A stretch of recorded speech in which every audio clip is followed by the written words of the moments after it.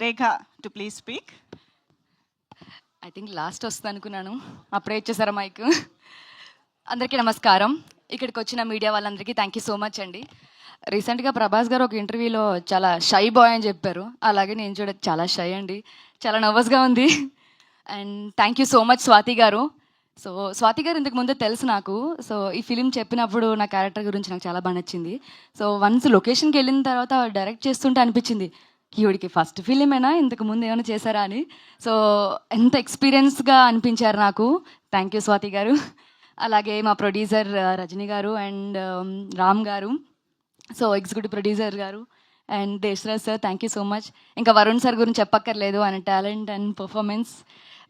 And beautiful Priyanka, thank you, nice co artist. So ఈ series అందరికీ ఖచ్చితంగా డెఫినెట్గా నచ్చుతుందండి. Suspense thriller.